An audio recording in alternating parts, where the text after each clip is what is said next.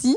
Je propose maintenant qu'on écoute le premier extrait musical que vous avez choisi, mais avant de l'écouter, une petite explication s'impose parce que, en fait, là, on va écouter un genre de musique auquel vous étiez, semble-t-il, jusqu'à présent assez hermétique.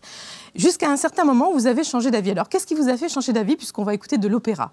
Non, c'est pas que j'étais hermétique, c'est que on m'avait demandé un jour d'écrire un... Je n'avais jamais assisté à d'opéra. Il y a une dizaine d'années, on m'avait demandé d'écrire un article pour introduire un livret d'opéra qui était un opéra américain, je ne rentre pas dans les détails.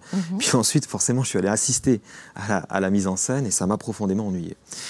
Et j'ai eu une expérience esthétique très forte l'année dernière, à la première mondiale d'un opéra donné par Pierre Thilloy, T-H-I-2-L-O-Y, à Metz d'ailleurs, qui est un compositeur contemporain, joué dans le monde entier, relativement bien connu ici en Lorraine.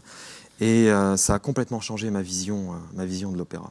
C'était vrai. J'avais d'ailleurs amené ma mère à cette représentation. Elle était elle-même retournée. Un vrai choc émotionnel alors. Oui, esthétique et émotionnel. Alors dans cet opéra qui, je le précise, s'intitule Le Jour des Meurtres et qui a donc été joué en première mondiale à l'Opéra Théâtre de Metz, c'était l'an dernier, en mars 2011, vous avez choisi L'air de la mer justement. On l'écoute et on se laisse charmer nous aussi.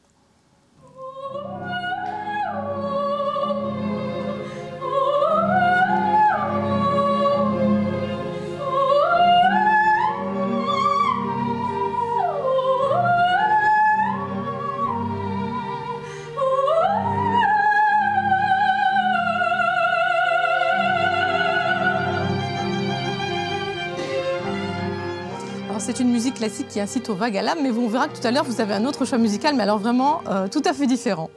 En attendant,